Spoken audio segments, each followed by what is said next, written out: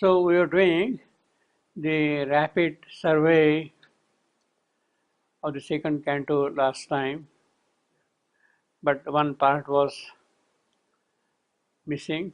We could not cover it last time. The last 72 lines plus Narad's departure.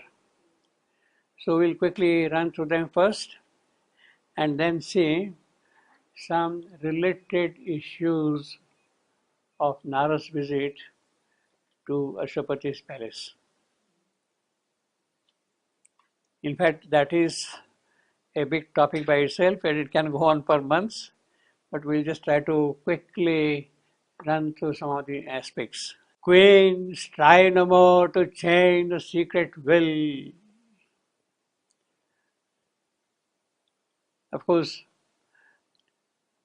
this is addressed to one who is representative of the mortal being, the Queen. She is the representative on our behalf. And it is to us, therefore, Narad is saying, look, you have absolutely no place in the design of things which have already been planned for Savitri. The best thing is you please stand aside and let things move as they should move. Strive no more to change the secret will. Secret will is, of course, not for Narad, it is for us, for the mortal. And we really don't know what is behind the whole thing, behind the whole affair, you see. In fact, this gives us also a clue about the purpose of Narad's visit. Why should he come here at all, you see?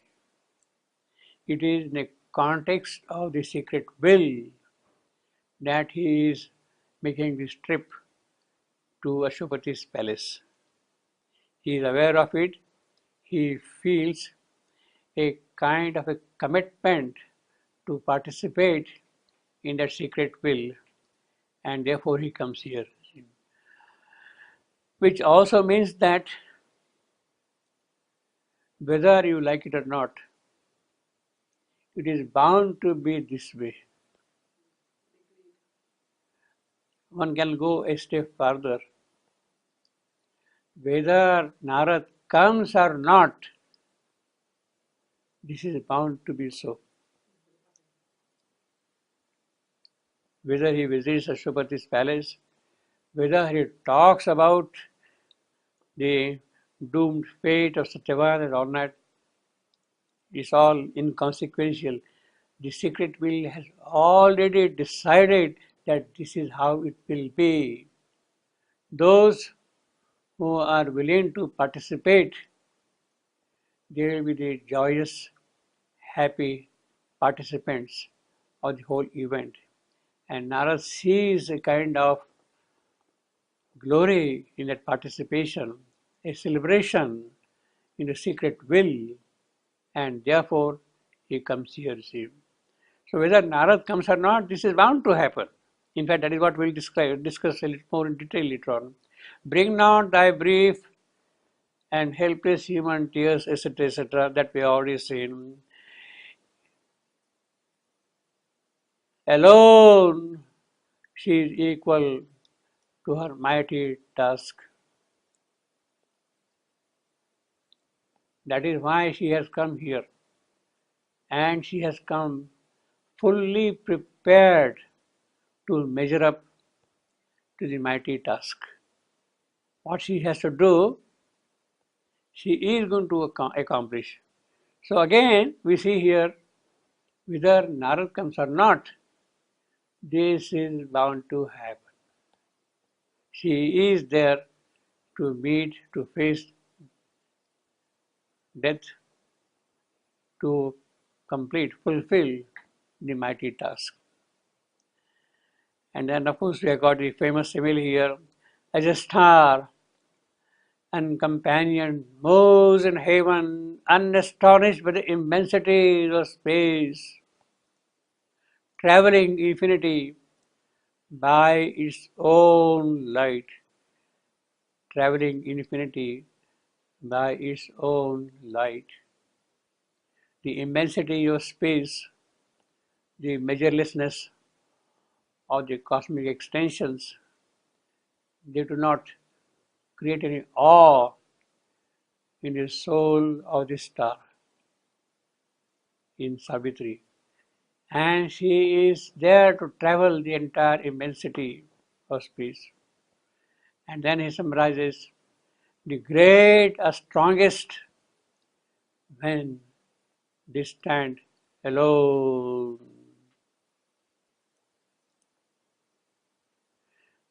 We have seen already that Savitri is one among those great. And when they are not strongest, when they stand alone. They stand alone, of course, in the sense that there is no human help. There is no cosmic help. There is no help from the gods also.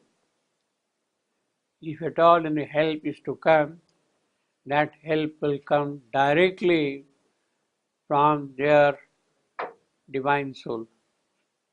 Savitri will receive whatever help she wants from her soul in the transcendent, from the Supreme Himself. And in that sense, she will stand alone.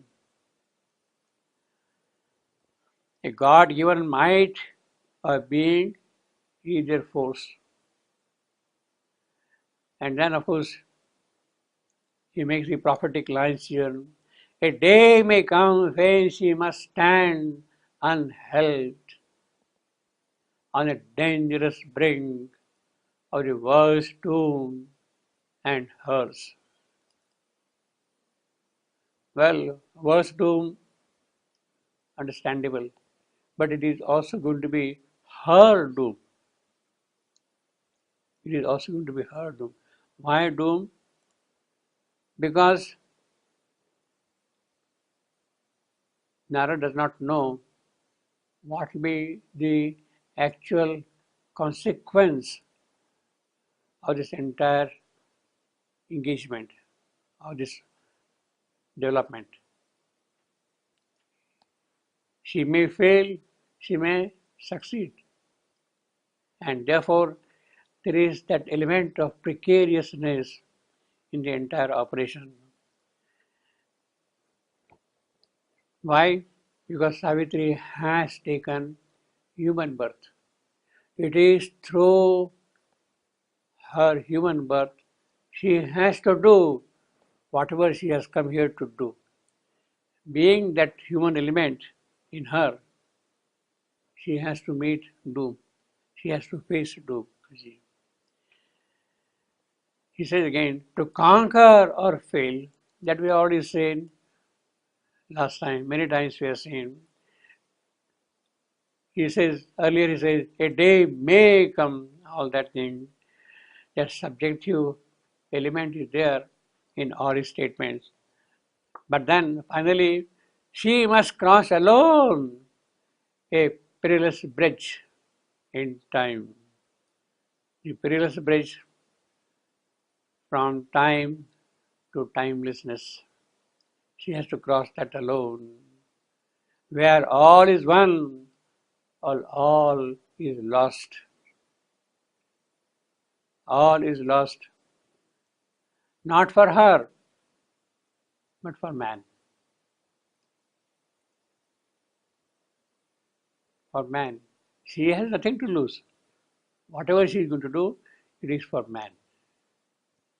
In the tremendous silence, lone and lost of a deciding hour in the world's fate, deciding hour of the world's fate. So that's the most crucial juncture in the eons of earthly time, of the yugas of time, cycles of time. This is the most crucial juncture, and that is why Narad feels kind of compelled to come and do his bit. Whether he comes or not, this is bound to happen. If not Narad, by some other mechanism, things will be got done. But this is bound to happen. It is not like the plan of a CEO in an office that, well, if this plan doesn't work, we'll go by this plan, or by this plan, or by this plan, you see. He may have priorities for this or for this or for this, you see. But here, when such a crucial decision has been taken to this mortal birth, as if everything has been prearranged, it has got to be so. Whether Narad comes or not is immaterial. In fact, that is what we'll discuss in more detail also later on. Alone she must conquer, or alone must fall. This word alone, etc., we have seen, he is repeating it on and off and off, you see, more and more regularly, you see. Constantly he is repeating this word. Because it is she alone who can do that thing. He has seen some kind of a uniqueness in the birth of Savitri, in the divine power, in divine force, divine Shakti taking this birth. And it is she alone who can do that, the divine Shakti herself, who has taken the mortal birth. O Queen, stand back from that stupendous scene. Poor lady, she was already very far away from Madura, from Salva Woods, when this event was going to take place. She was in Madura, and this is going to happen in the Salva Woods. So she is really standing back far away from the scene, you see, physically also, you see. Stand back from that stupendous scene. The stupendous scene in the Salva forest, the destined meeting place and the destined hour, they're already fixed, and they are not at all close to Madra, you see. She is standing back helplessly. But psychologically also, he's telling her, look, although physically you are not present there, psychologically also, you have no place there at all. You had to keep away from all that thing, you see. In other words, if at all you want to help her, prepare yourself in such a way that she gets the divine force through many channels. Savitri is there, her mother is in Madra. What can her mother do there? She can pray to the Divine Mother. Tell her, look, this is what is going to happen. I am helpless, and whatever has got to be done, it will be only through you. So she can pray to her. That is the best she can do. Otherwise, she has no place at all, you see. Her hour must come, and none can intervene. In fact, he says, thou hast no place in this tremendous strife, you see. He is simply dismissing her. It's really hard for her to take It's very hard, you see. He is forthright, blunt, you see. Yeah. Thy love and longing are not arbiters there. Leave the world's fate and her to God's soul guard. So if you want to really help her, you go and sit in the meditation room or in the prayer room or whatever it be and pray for her soul, you see.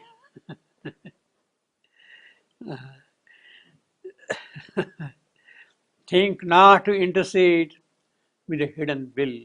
Means the human element has absolutely no place in that.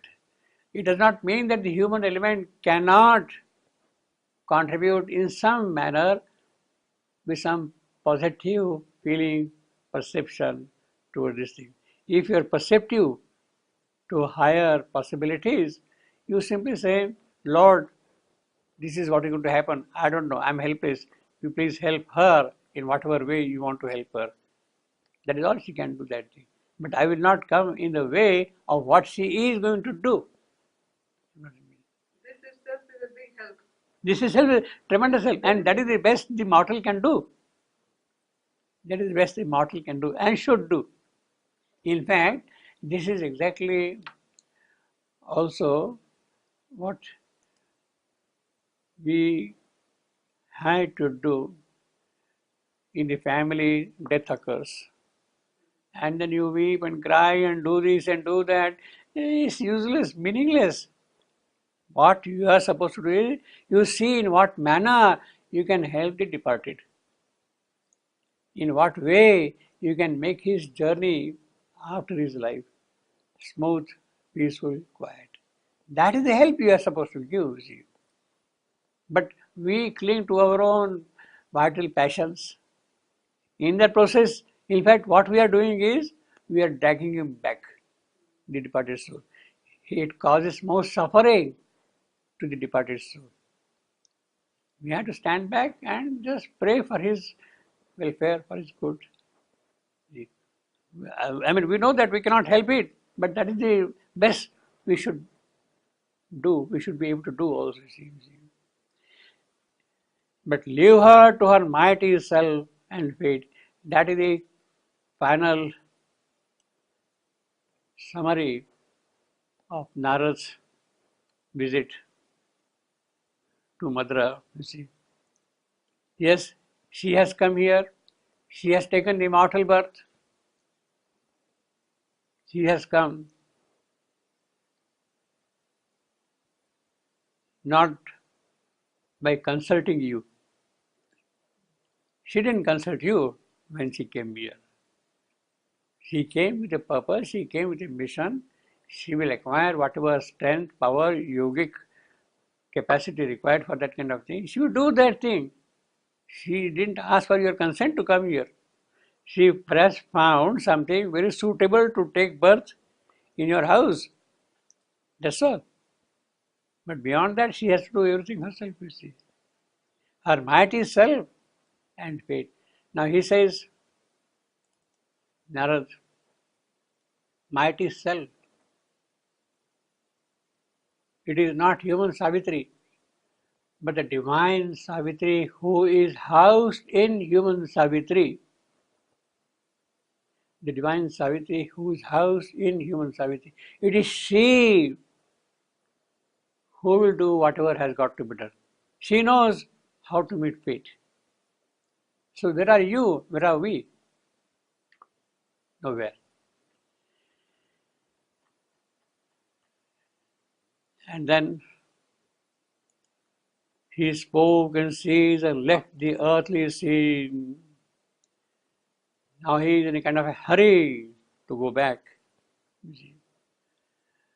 Away from the strife and suffering on our mortal globe, he turned towards his far off blissful home, far off blissful home.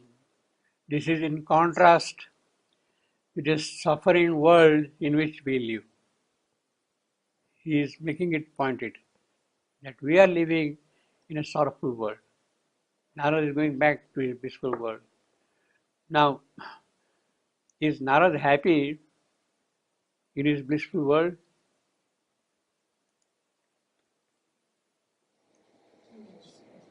Yeah, he must be. He should be. Should be. He should be. So. Yeah. Because he goes back there. He should be happy. Look, now to Otherwise hell he would with you. stay here, no? To hell with you, let If me it's go better back. here, he would stay here, no? Yeah. He did whatever he could. Huh? He did whatever Whatever he could do. No. Well, what it means is that it is really, in a certain sense, very painful. Although it's a blissful world, it's a kind of a painful world also. Because what has happened is you got stuck. You are not able to progress. You are not able to progress. You live in the world of immortality, but you get stuck with that. The new dimensions of the spirits which should come in play, they are not coming out there. So in that sense, I don't think it's a very blissful world. to progress, he has come Yeah. to the birth of Yeah, Christ. exactly. He has to come here. He has to do things here. This is the place if you want to make progress. You see. This is the place. You see. So I think that way we are more fortunate than Narad that we are here. But you can still make a choice and come back if you want. If he wants. Yeah, if you want. If you want. That's right. That choice is there and it entirely depends upon him to exercise that choice. You see. Maybe he is aware of it. Maybe he is waiting for an opportune moment. Maybe he is waiting for things to mature up for him to come here and take birth. He will come because he wants to make progress, you see. But at the moment, he's frozen. The world of the gods is a fixed, typal world. They are happy in their own merriment, but beyond that, nothing. They have to take the human birth to make progress. And that is what the mother always said. She asked Shiva, he says, no, I'm sorry, I don't want to go through all that process. When things are ready, then I will take birth. But she also said that Durga, she saw the wonder of surrender to the divine and she surrendered to the divine. So that is the opening which is possible for that. But not there. By remaining there, okay, it's all right. A brilliant arrow pointing straight to heaven, the luminous body of the eternal seer, assailed the purple glory of the noon and disappeared like a receding star, vanishing to the light of the unseen.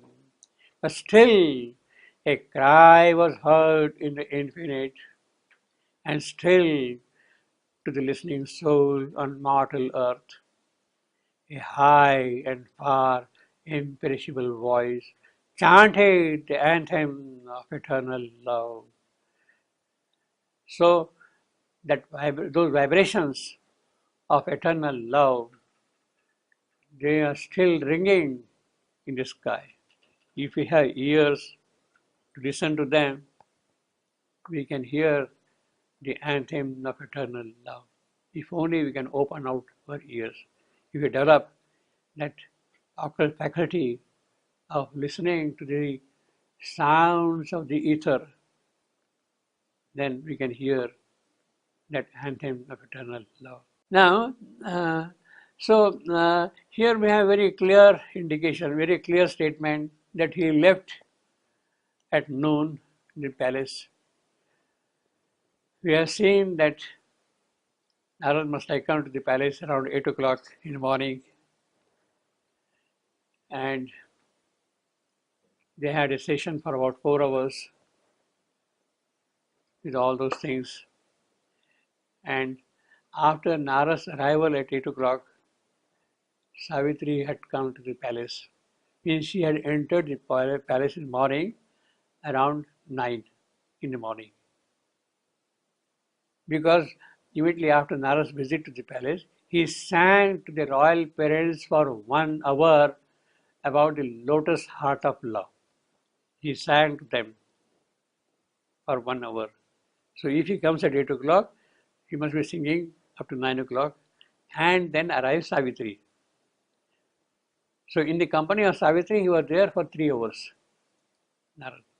Now, if Savitri comes in the morning at 9 o'clock,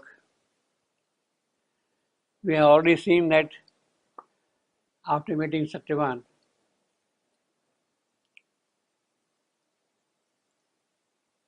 she returns to the palace. She leaves the Shalva woods again at noon. She leaves at noon.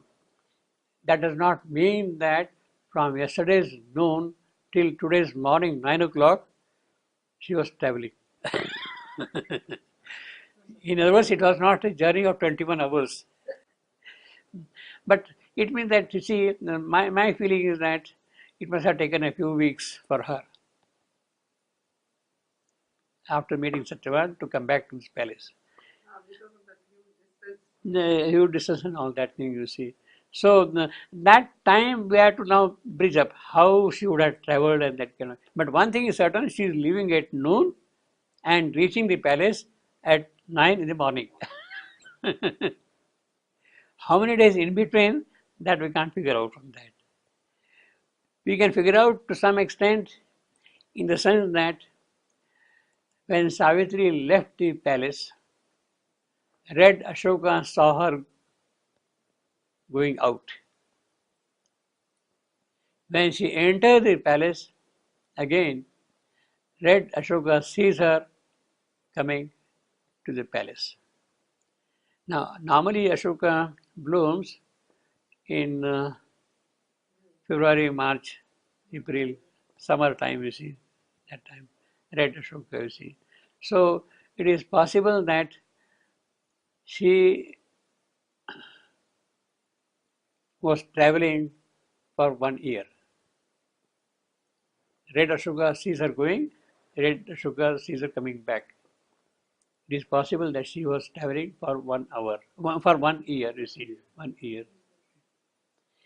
And therefore, although she is in a hurry to come back to the palace, it must have definitely taken her a couple of weeks to come from Shalva Woods to Madra. Couple of weeks. Well, that is the best we can say about the geography of the whole place, of the travel, you see. Now, I have made one paragraph summary of the first canto and another paragraph summary of the second canto of the Book of It. Savitri's love for Satyavan is an incontingent love. It does not depend upon any factors. It is absolute love. But it must presently face the worldly odds. That is important. Because she has taken human birth, she must face the worldly odds. It is absolute love, nothing can intervene there, you see. Still, because she is in the human state, she has to face the odds of mortality. Complex is the web of destiny, and there is also the higher involvement. Savitri has taken the birth, and the destiny is many winding, many strings enter into its weaving, and therefore it's complex. Narad has taken on himself an onerous task, obviously, to come here. Onerous in many ways. He has to appear in the palace in a physical body. His spiritual body has to become material body. That is a difficult task. It's an onerous task, but he does it. At the same time, psychologically, in the same time, from the point of view of the evolutionary development, he is taking a kind of a crucial assignment. You see. Savitri has come to know love, but she must also know death. In fact, we can say that the entire mission of Narad lies in the second part of the sentence. She must know death. She has found Satyavan, she met love, but she must meet death also. To timely impart that knowledge, he hastens to Ashwapati's palace and makes known to her the impending doom. Because that is how she will meet death. There has to be a physical cause to meet death. It is not in the occult you meet. She has to see physically death here. He comes down from his paradisal home singing 5 songs that culminate in the glory and marvel about to be born soon upon earth. As he's coming down, he's singing songs, 5 songs. And ultimately, in the evolutionary process, there will be the birth of glory and marvel. There will be transfiguration and ecstasy connected with that. He is warmly received. Savitri discloses her meeting with Satyavan. He is coming in the palace. Now she discloses that she met Satyavan. Although Narad knows it from above, but she has to say now here. But alas, it has also something ominous in it. Narad cursed the issue in the beginning. He tries to avoid telling what is behind it, what is involved in it, but is persuaded to divulge the truth. He must speak out. Ashwapati, then the queen gets alarmed. No, no, please tell me what's the matter, what's the trouble and all that kind of thing. In the sequel, he, as if tightens the grip of adverse fate by speaking out Satyavan's death. Fate is there, but it tightens the grip of it. That fate should not really loosen its grip on Savitri. Fate must do what fate is supposed to do. You see. In that process, Savitri also gets pumped up in the resolve. In this sequel, as if tighten the grip of adverse fate by speaking out Satyavan's death 1 year after the marriage. However, for Savitri's mother, Malavi, this is altogether unacceptable. Obviously, she pleads to Savitri, and understandably so, in the way of human pragmatism, to make another choice. Tell Savitri, please go and find some other youth. But Savitri is firm in her resolve, maintaining that it was her soul's decision and it was not necessary for her to reverse it. So that is the summary of the first canto. Why 5 songs? While he's coming down, he's singing the entire song of creation, Okay. how from inconscious things happen, etc., etc. All those he's singing in the happiness of Vishnu, you see. He has to travel all the way, so he has to keep on singing something, you see. By the way, this is a wonderful thing in the sense that there is a certain epic tradition of introducing somewhere in the sequel of the storytelling a song or a session connected with music. This is an epic tradition, you see. In Virgil, when Aeneas goes to the palace of the queen there, the minstrel sings the song, you see, there. It's there everywhere. So that way, Shivantu has introduced from that angle, this is a very beautiful occasion for him to introduce the aspect of song in the epic. And he sings 5 songs. And all, at the same time, this song is functional. Is functional, you see. Now, the same thing, what we had this summary, I put it in 12 lines of poetry. But a black tiger stood on the stealthy way.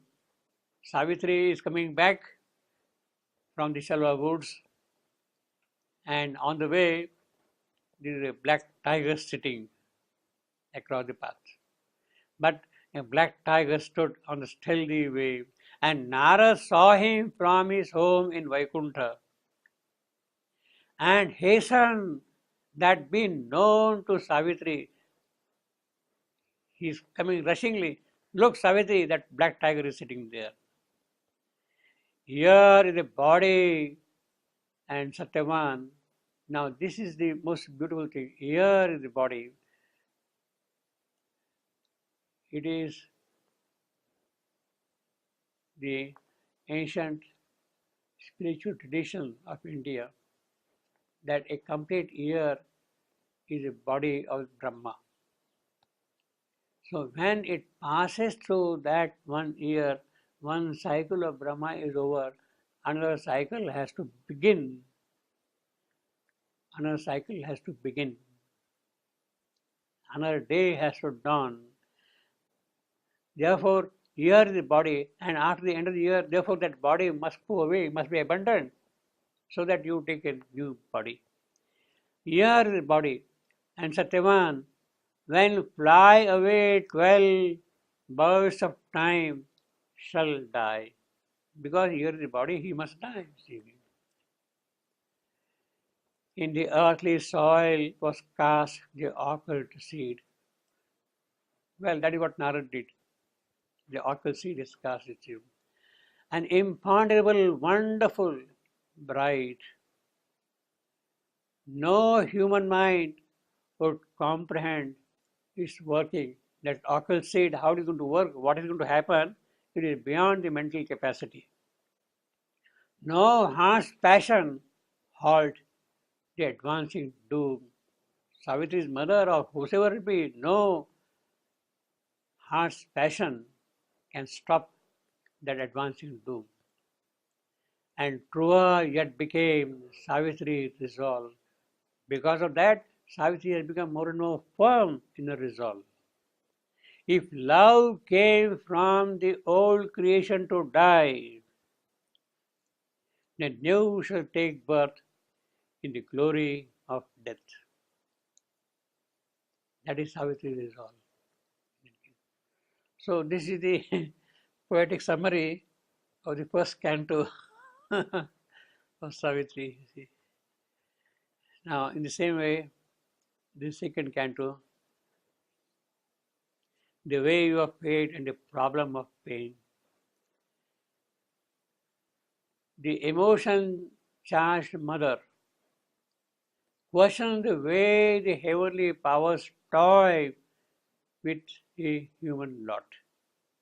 See, they're really toying with us.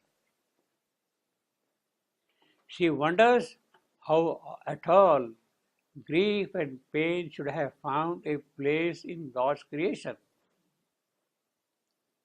This is God's creation, how at all? She wonders how at all grief and pain should have found a place in God's creation. Or could it be that some disastrous power managed to mar his beautiful work, God's work? Somehow something has intervened and managed to God's work. She seems to be miffed by destiny and is reacting sharply. Obviously, you see, she's reacting sharply. She's really miffed. But Narad revealed the sense of mystery that lies behind it. It is pain that shapes the fiery spirit. Ultimately, to triumph over all obstacles. Triumph who? Spirit. The spirit is shaped by pain. For what? To triumph over all obstacles. In any case, it was man's soul that had longed for adventure, and he should not complain about it. You wanted this adventure, okay, you face it, face the music of your whole process. Enjoy it also. It saw the possibility of a new creation, man's soul, new creation, emerging out of ignorance, and opted to participate in it. Yes, there is a possibility of new creation. Therefore, you have come here, you have opted to participate in the whole process. So don't complain about that. Narad asserts that Savitri's will is fully in accord with that original wisdom, and she must be left to live in it. Whatever happens, she must live. Satyavan's death is the spirit's exceptional prospect, and the sage effectively tells that such an opportunity should not be squandered away. Yes, this opportunity of death has come and should not be wasted. Accept it. God given is her might, and she needs no other help to carry out her work. She, the incarnate Shakti, must meet death and transform him. Now, again, this whole thing, I have tried to put in 12 lines. You see, all those 800 odd lines, so foolish at times, but still, it is like trying to grow ikebana, a banyan tree, in a small pot. You see, falsehood is sorrow of the supreme. Now, falsehood is the sorrow of the supreme. This is mother's statement. She says that falsehood is sorrow of the supreme. She does not say something wrong about falsehood. It is one facet of the supreme. She does not say it is antagonistic to the supreme. It is sorrow for a certain purpose. And not for nothing was this creation made, and not for failure the sacrifice performed. Yes, the sacrifice was made, not to fail. It was done with a purpose. It will yield result. Not this world, but pain is deep illusion. Don't call this world mithya, illusionary. It is not world which is mithya, illusionary. It is pain which is illusion. And when the price is paid, it turns into joy. But only the great in soul can bear its stroke and walk through death as through door of the sun. Only the great, they can walk Suryasya Dwaraha, the gate to the sun. Savitri must wage the battle for God and make the stark foes in the flame of her will. In fact, what happens? She becomes so bright, brilliant, flaming, that the spirit of death gets consumed in it. Literally, the shadow disappears in it. And made the stark foes in the flame of her will. Her way to the high runs to the bosom of night. And when is kindled the fire in trance of sleep, when the fire is kindled in your Sushupti consciousness, trance of sleep, she can house victory's power and challenge face. She can face the challenge tendency. She can house victory's power. That is what she is doing, embody. And face the challenge after housing that power in her. Well, so this is the summary of the. Very creative. Pardon? Very creative. In 12 lines.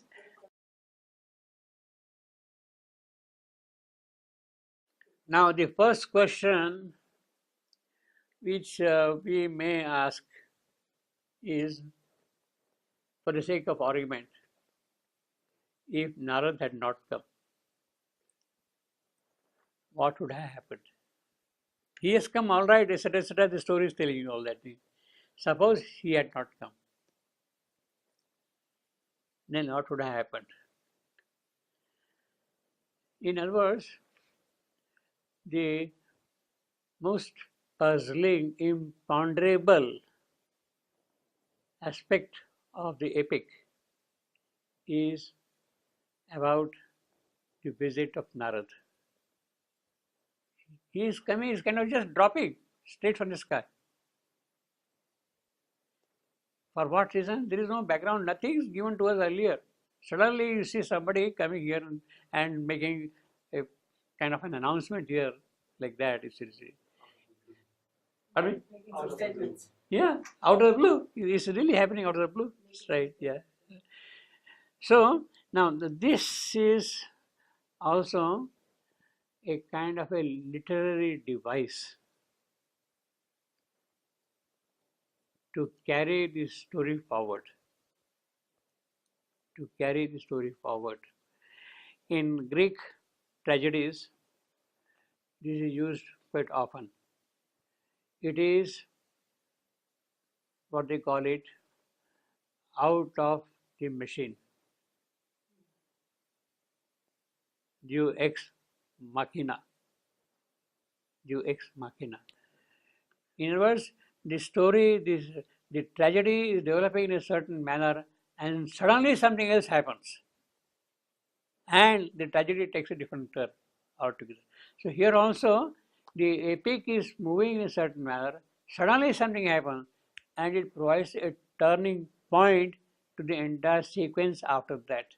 That is called Deus ex machina in the literary terminology. It is a Greek phrase, sorry, it is a Latin phrase. Now, this is what they do in the Greek tragedies. The drama is being played in the arena, in the amphitheater, and suddenly somebody is hanging from top and making a declaration, this, that, whatever you see. That is the machine, and here is the divine or whosoever agent who is coming and making an announcement. And from that point onward, the tragedy takes a new turn. Or to the new turn, you see. So that is why it is called Deus ex machina, the divine intervention, as you would call it. So this is Nara's visit in that sense is an aspect of divine intervention in the working of the cosmic things. It is a purposeful action.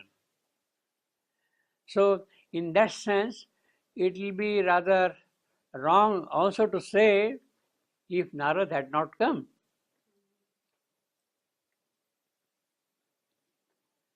It looks as if Narad had not come, what would have happened, you see.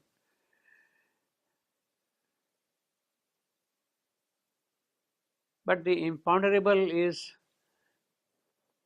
quite puzzling still. See, for instance, now you take, I will give you a few examples of the Trojan War to start with. The Trojan War. Deus ex machina, they call it. And the modern picture has shown you that big liver. In fact, in some of the old plays, you might have seen some faces standing from the cloud and presenting something, or from the mountain ranges, somebody peeping out and saying something, you see. Those things you see. Or nowadays, from big galleries, the gods are standing in the gallery there, and the action is going on the stage down below, you see. That is all Deus ex machina. So I was giving the example of the Trojan War to begin with. Now in the Trojan War, you know that the siege was there for 9 years and nothing was happening. Trojan War, Greek. Siege, yeah. Yeah. All the 1,000 ships were there and people were there. Yeah. Yeah. Yeah. But then suddenly in the 9th year, the God decided that something should happen. This is not going to be useful. Yeah. So the first thing which happened was the Greek hero Sarpedon. Sorry, the Trojan hero Sarpedon was killed by Patroclus. Patroclus was the friend of Achilles. So Sarpedon was killed by Patroclus. Then Hector killed Patroclus in a war. And that infuriated Achilles, that my friend is killed by Hector and I must take full revenge. And therefore he goes for the fight. Otherwise he was restraining. He didn't want to participate at all in the battle. Achilles. When Patroclus was killed, then he got up and then nothing doing. He took up the armor and went to the fight. Now, it was known to everybody that after the death of Hector by Achilles, Achilles will die. His death was imminent after the death of Hector. Achilles himself knew about that. So at that point of time, he had two choices.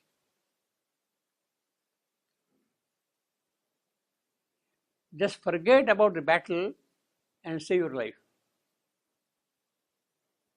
Just forget about the battle and save your life. Otherwise, accept what is fated. Plunge into the battle and die after the battle. So at that point of time, Achilles had a choice what to do. Either stay away from the battle or participate in the battle. Now assume for a minute that Achilles had opted to stay away from the battle. Changed history, yeah. The whole story would have been totally different. Whole story would have been totally different. It was necessary that the Greek win the battle. It was necessary that a new era was to begin after the battle. The new era of Greek civilization, of reason, of arts had to begin that day. So everything as if now hinged upon what decision Achilles was going to take. To participate or not to participate. But in the case of Achilles particularly,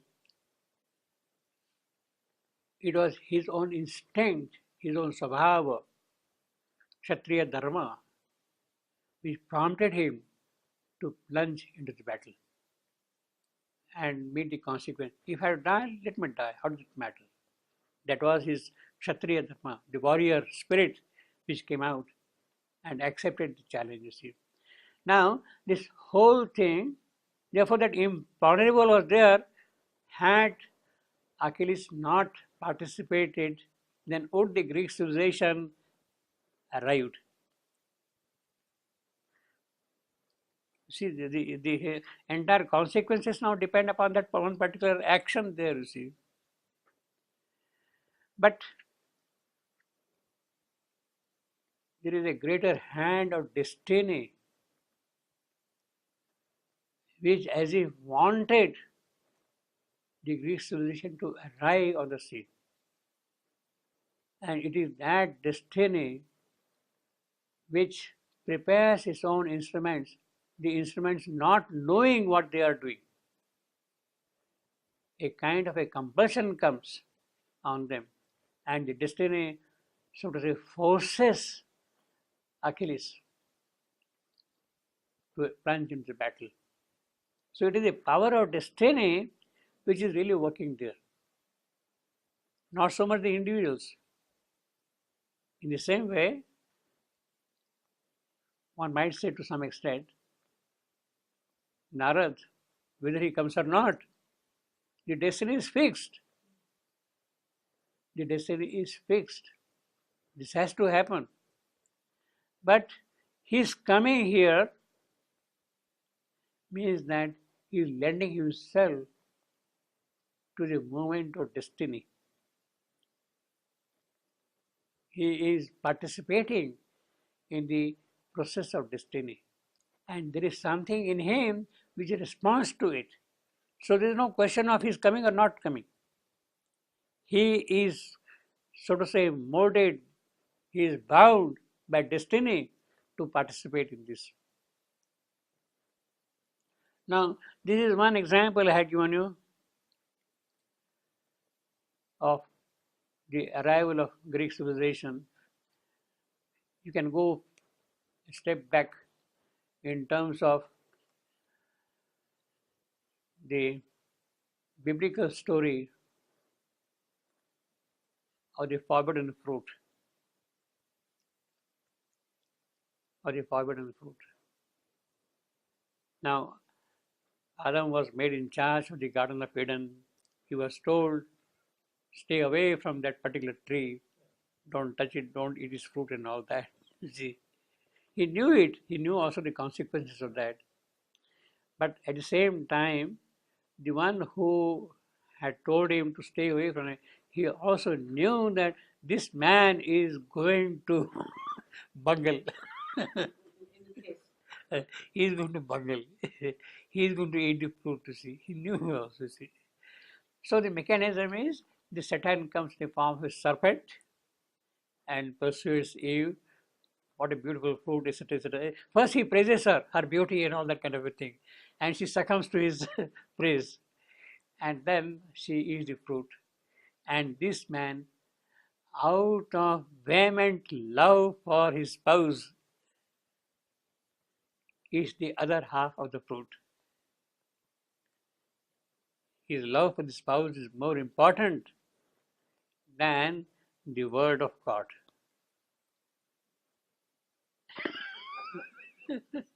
and then the fall takes place. Now again the question is, had he not eaten the fruit, what would have happened? Nothing would happen. Things would have been as they were. In fact, it was necessary again in the higher scheme of things that he must eat fruit. And the mother tells that Theon used to narrate to her that this serpent is nothing but is none other than the power of evolution. And it is that power of evolution which is telling Prakriti, nature, Eve, that she has to move forward. She has to move forward. In other words, the life of Eden was a frozen life, fragile life, no further progress. Evolution would have come to a stop, would have stopped there itself. If evolution has to move forward, the fall is necessary, is inevitable. And therefore, everybody is playing a wonderful role. The Satan, Eve, the angels come and tell them, don't eat, still it happens. The fall was inevitable because it is already destined, designed somewhere. So, in other words, if there is that kind of a higher resolution, decision already, nothing can stop things happening. Nothing can stop things happening. It has been already decided that Savitri must take human birth, etc., etc. All these things must have. Things now around that get organized. Around that get organized, you see. You take again the same example further, Christ, on the eve of his crucifixion, one of his own disciples deceives him for a sum of 30 pieces of gold, and the next day crucifixion takes place for 30 pieces of gold. Now those 30 pieces of gold are really most precious in the story of the entire growth of civilization, of march of human progress, of evolution. Those 30 pieces of gold are absolutely precious. So even though he is doing a kind of an evil act, it is by that things get promoted, things move forward. Nothing could stop that. It is as if a higher decision has been taken and then things work out here. Who becomes an instrument for what? That is immaterial. But things then automatically get worked out. Same way, Naras also coming, he is of that kind, you see. In fact, in the battlefield of Mahabharata, both the armies are standing face to face. Oceanic armies on both the sides, and are ready to fight the conchs have been blown by both the armies' leaders to take up the weapon, to start the fight, battle. And at that particular moment, the spirit of Arjuna succumbs. He becomes feeble, he gets shaken up, and he starts wondering, what am I doing here? What for all this? I am going to kill my own teachers, my own gurus, my cousins, my brothers, everybody like that. For what? Who wants this kingdom? His spirit succumbs. Then, of course, you have got that big sermon by Krishna, and he coaxes him, look, Arjuna, you can't do that kind of a thing. You have to pick up your weapon and fight. Fight the battle. It is instrument. You have to be the instrument. You have to fight. And he also says that, look, Arjuna, I have already killed the enemy. They do not really exist anymore. I have already killed them. What is that you are going to do? You are simply going to be a cause, a nimitta, a pretext to kill them. As far as the killing is concerned, it's already done. You are going to be only a pretext to kill them. Take up the weapon, kill them, and acquire fame. Be glorious, be victorious, that kind of a thing. Now, again, the same imponderable. Had Arjuna not taken the weapon and said, I'm sorry, I don't want all that kind of thing. I will take sannyasa and run away from the battle. Run away. He could have said that, you see. How would that thing? My question is that God is cruel or kind? Huh?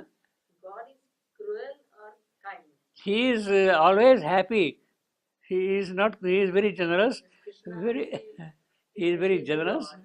He is assuming there on the battlefield a figure of terror. Dansha Gralani, all his big jaws, and the whole thing is getting swallowed up.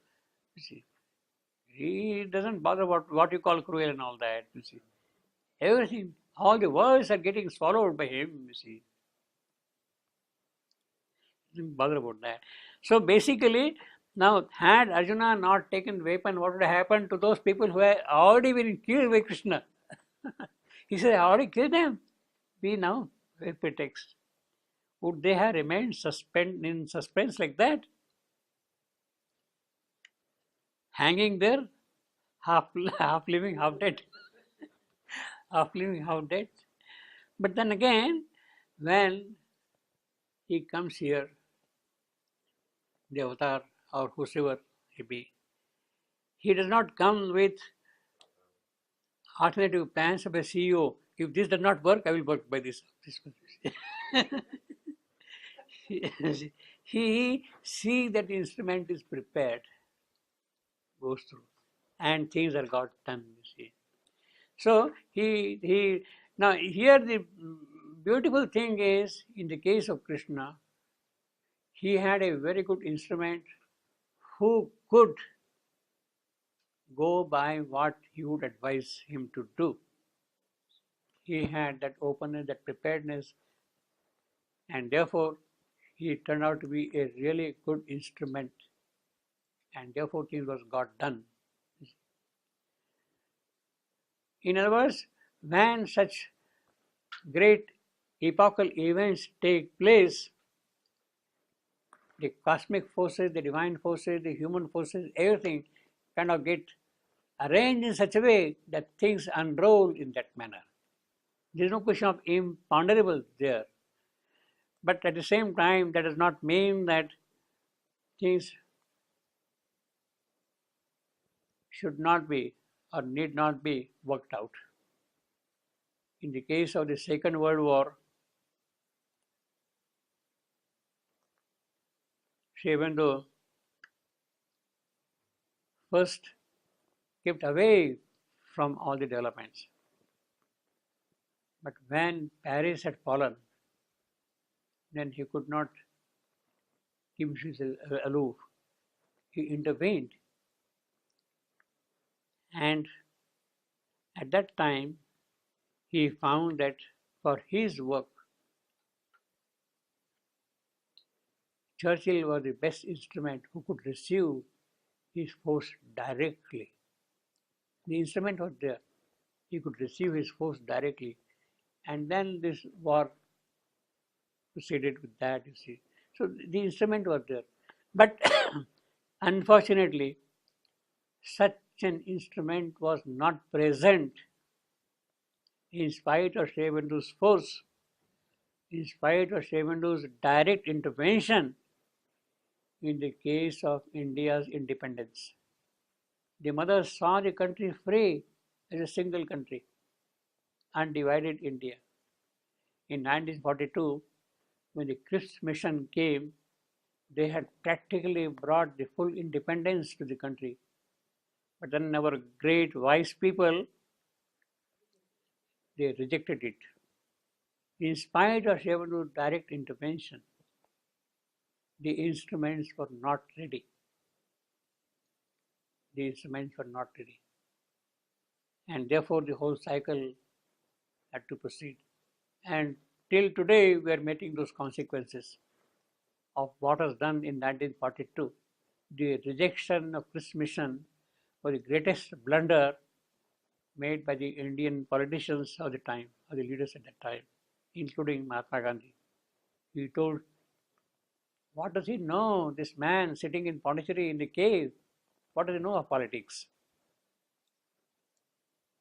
And he rejected the Cripps mission. The consequences are there still.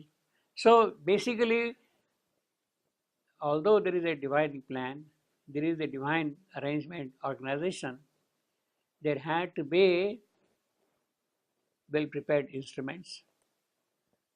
In crucial stages like this, all these things happen together. Narad comes, he delivers the message to Savitri at the crucial moment. So, in a way, we can say that he would not have but come. It is not a question of Narad coming or not coming.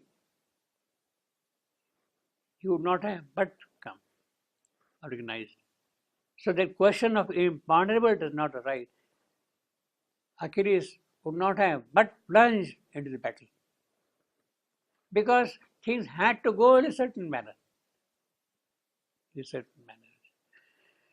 All that we can say is that Narad's visit is a wonderful turning point in the narrative of Savitri. Turning point. In fact, you can see that the story now takes a totally different turn from this point onward.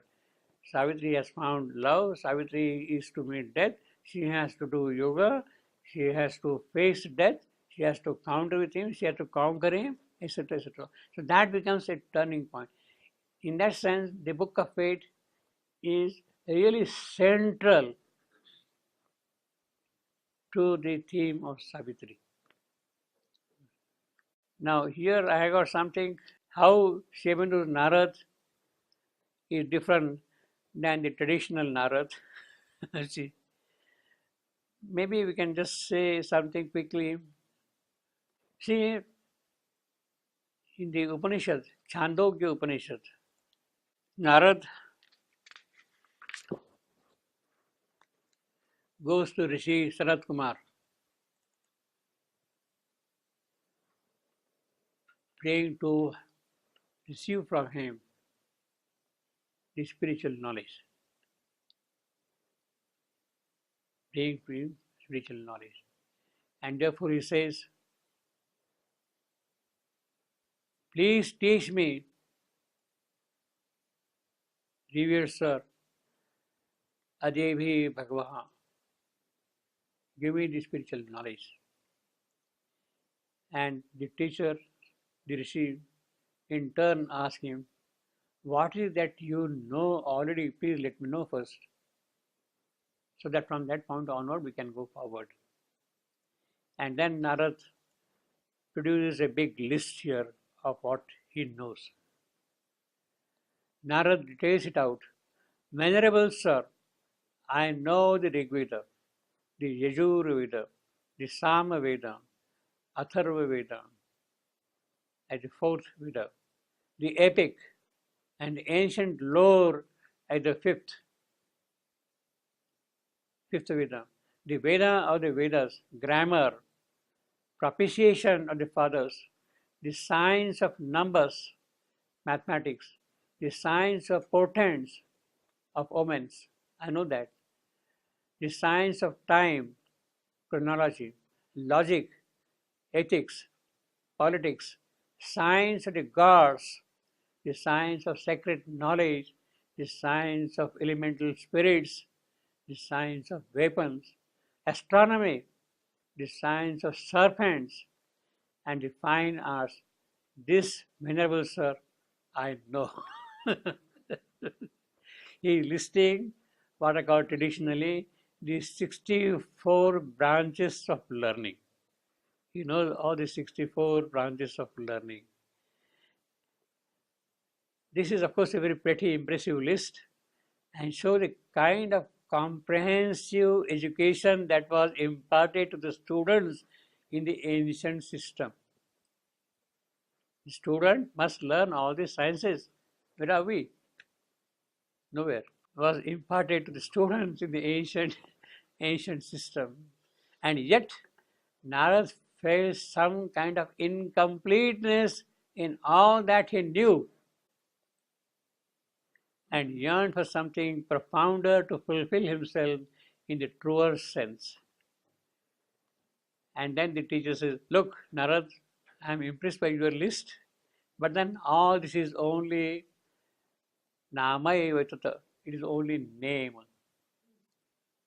All this knowledge is only name.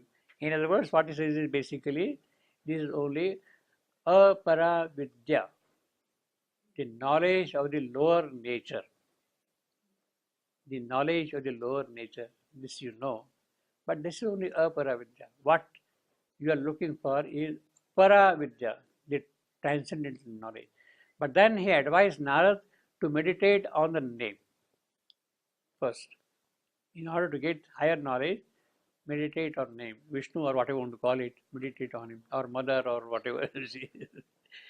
And then who meditates on name as Brahman becomes independent so far as name goes.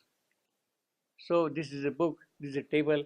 You see everywhere now, not book, but Brahman, Brahman, Brahman, Brahman, Brahman. When you start meditating on name. And then he tells in the same manner the sequence by which he can get different levels of knowledge. There is something greater than the name. Greater than name is speech. Greater than the speech is mind.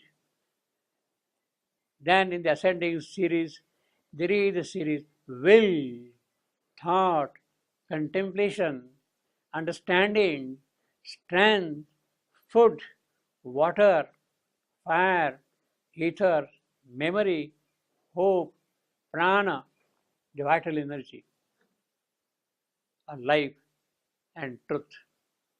So these are the 16 levels of knowledge on which he does meditation in order to get para vidya. The Rishi reveals he speaks excellently, who speaks excellently of truth, etc., etc. It goes on like that. And then finally, he comes to the description of Bhuma. Bhuma is a grand superlative abundant. It is the highest that can be reached, who grows, who expands, Bhuma.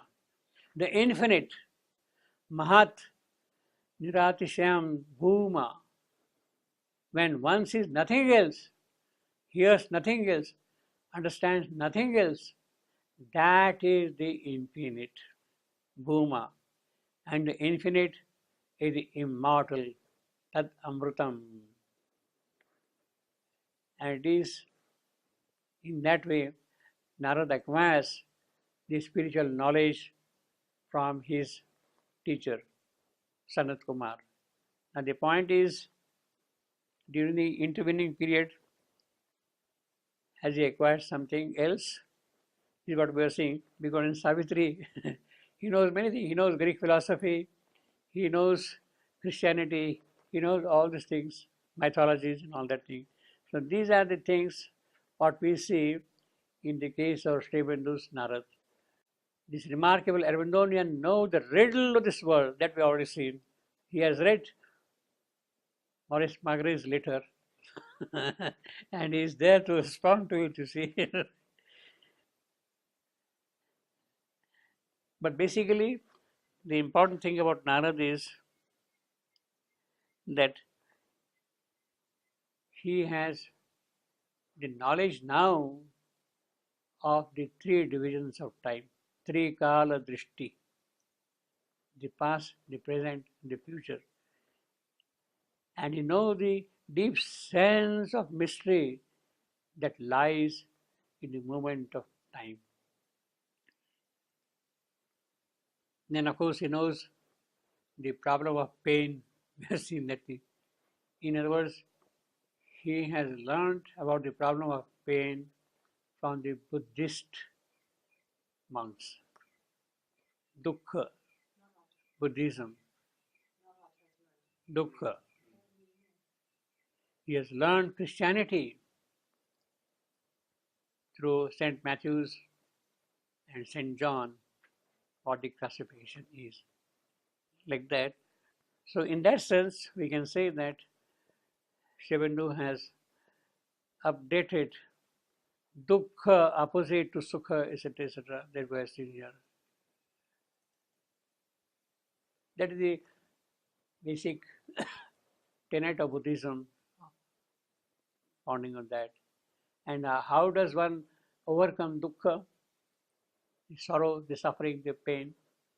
The Sankhya philosophy tells you, if the Purusha withdraws its sanction from Prakriti, if the being does not give okay to Prakriti, to nature, then there is no pain. So basically, it is the Purusha who has to withdraw from Prakriti and the pain disappears. That is the Sankhya philosophy. The Buddhist philosophy is there. So Narad knows all these things.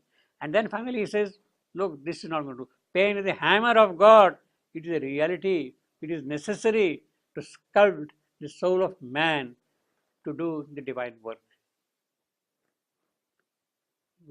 So that is how we have here the modern or the Aurobindonian Narad, you see. Only an Aurobindonian Narad steeped in integral spirituality could do this. Even on the brink of death, what we have seen just now, his words of the Queen. Leave her to her mighty self and fate. This is what we have seen just now. Only an Aurobindonian Narad steeped in integral spirituality could do this. In other words, he has really practiced integral yoga. You see, Narad, you see. These 45 lines with the preceding 27 were absolutely etc. all that. Narad walked into the chamber of Ashwapati, into the hall of Ashwapati's palace, with the ease of divine friendliness. They are intimate with each other. He just walks into it, you see, and lent himself to tell and more exactly fix what otherwise would have remained indeterminate, uncertain, and perhaps unachieved. Nara's spirit is universal cosmic, but here it takes the significant form of globality, that is overmind, that has far-reaching implications in evolutionary setting of the soul of the earth. Such is the new Narad given to us by Sri Aurobindo. Therefore, salutations to the sage. Salutations to the sage. Now, Why the divine intervention did not work in case of India? perhaps something else had to be worked out. And perhaps Sri Aurobindo did not put his full force. He says that I had done my niskama karma. He says that I had done my niskama karma. In other words, he does not want it to be imposed on you. You have to open yourself out. Freedom is not to be imposed upon you.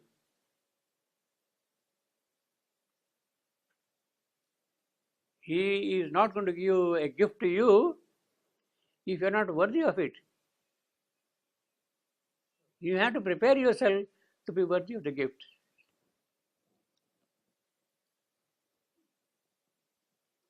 Basically, there is no question. Sri Aurobindo does not impose.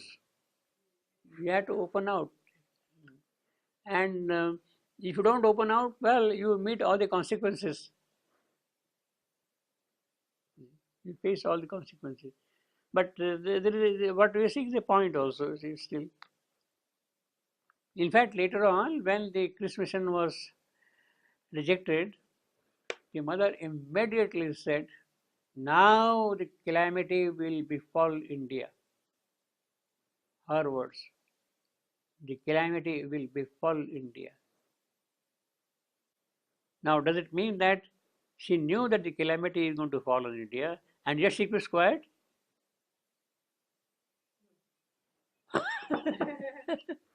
Huh?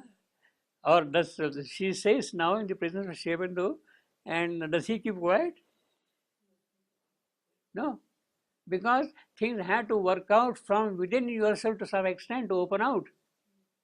The divine life is not to be imposed upon you. You have to open yourself out for that. The grace is not to be imposed upon you. You have to make room for that. There is a part to be played by us in the scheme of natural growth and development. Otherwise, what is creation? If he is going to do everything, then what is the fun? The whole creation has to move, has to open out more and more to the divine possibility, divine working. And perhaps that is a more difficult task. To prepare the collective consciousness to accept the grace is a more difficult task than imposing grace on the collective consciousness. Collective consciousness. Hmm? Collective consciousness is very difficult to. Yeah. But only so few people know about this. Yeah. And the rest does not. That's No, the problem. exactly. So, but that does not mean that things are not working or are not going to work. Sri Aurobindo says that, for his work, in fact, it is so crucial, he said that for the full spiritual development of the human race, it is necessary that India is free. Is free. And in his 1947 August message, he says that the partition, by whatever means it be, must go, will go. Now, mother said that, look, the cart of gift had come to your door 3 times, but you drove away the cart. It had come to your door 3 times, you drove away the cart. You have to bear the consequences. In other words, a certain degree of preparation on our part is an aspect of this growth. They are not going to impose things on you.